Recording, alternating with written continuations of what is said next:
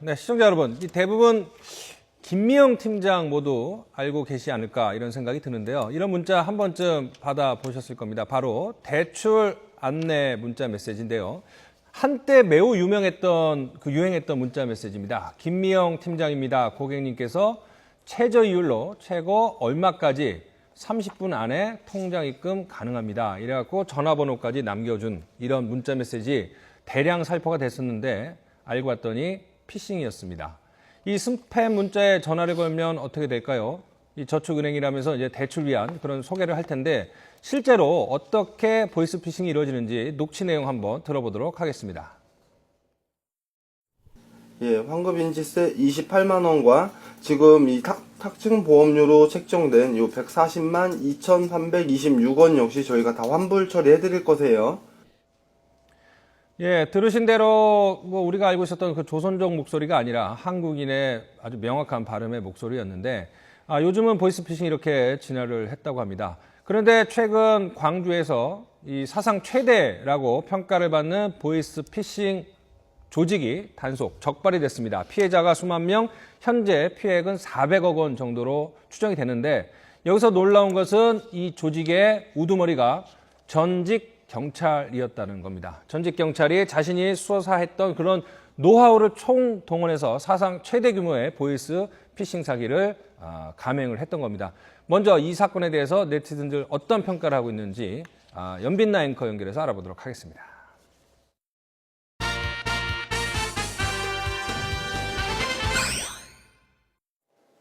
네, 사상 최대 보이스피싱 사건. 알고 보니 전직 경찰 간부가 총책인 것으로 드러나면서 국민들은 큰 충격에 빠졌습니다.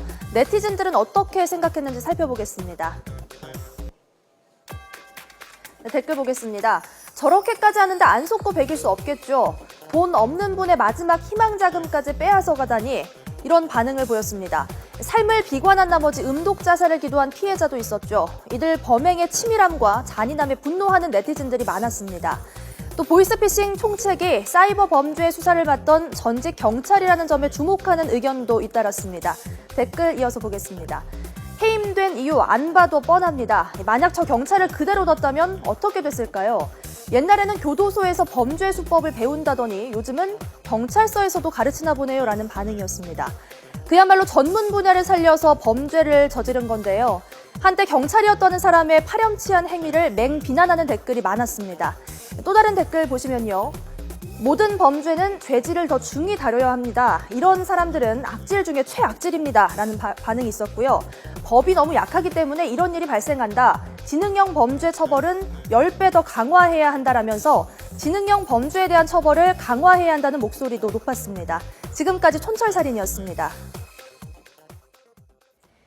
예, 들으신 대로 화려한 인맥, 자기가 수사를 하면서 구축해놓은 화려한 범죄 인맥들 그리고 수사 노하우를 총동원을 해서 전직 경찰이 보이스피싱을 했는데요.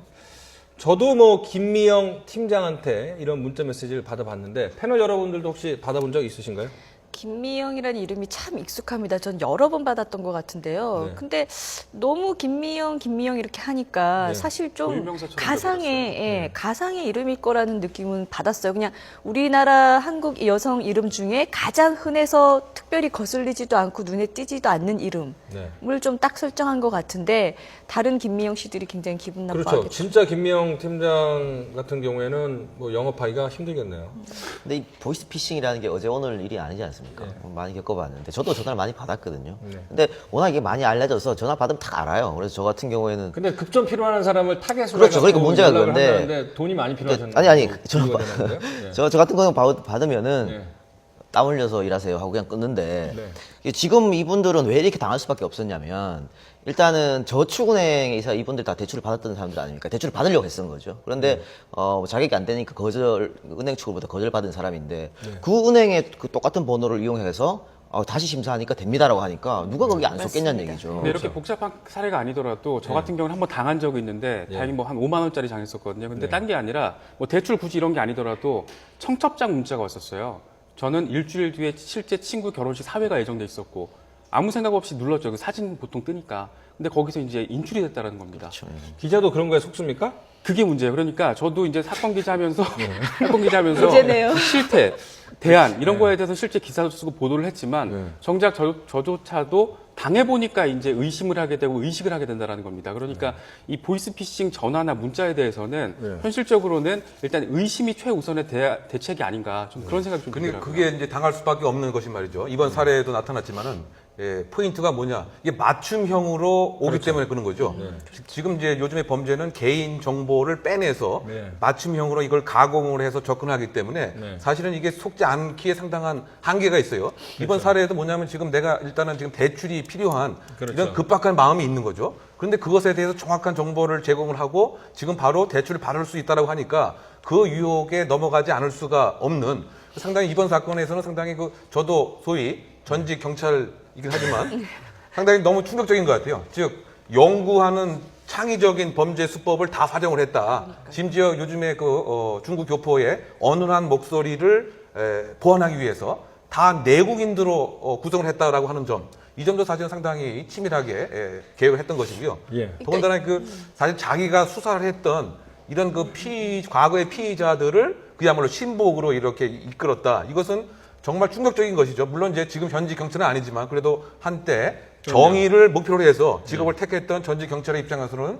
너무 충격적이다. 마치 이런 것과 비슷한 거죠. 의사가 병을 사실은 치료를 해줘야 되는데 의사가 질병을 퍼뜨리거나 예. 또 소방관이 불을 꺼야 되는데 소방관이 막 불을 놓고 다닌다. 예. 이런 것 때문에 사실 경찰, 특히 뭐 전직 경찰이라고 하더라도 사실 더 충격으로 다가오고 있는 그런 상황이 아닌가 이런 생각이 듭니다. 저는 이 사건을 보면서요, 다른 보이스피싱도 물론 문제지만 이 사건이 왜 최악이라고 생각하냐면 다른 보이스피싱은 불특정 다수자에 그냥 전화하는 거거든요. 네. 근데 지금 이것은 특정 타깃을 대상으로 했다는 얘기예요. 그러니까 대출 신청 거부당한 그렇죠. 사람들. 그러니까 예. 저축은행에 대출을 신청했는데 거부당했다 그러면 정말 힘들게 사시는 분들이란 말이죠. 근데 그 사람들의 뒤통수를 쳤다고 하는 것은 너무 악질적인 범죄고 더 중요한 것은 이 사람들이 그 저축은행의 서버를 해킹해서 그 정보를 빼냈다는 건데 우리 다른 곳이 아니고 이 정부나 혹은 이 금융 예. 이쪽 계통에 있는 이런 해킹에 대한 방지 대책은 더 좀 심도 있게 마련해야 될 것 같습니다. 그러니까 이번 사건은요 보면은 한편의 영화 같은 게 예. 보이스피싱 중에서도 거의 최고의 테크닉을 보여주고 규모도 좀 엄청났어요.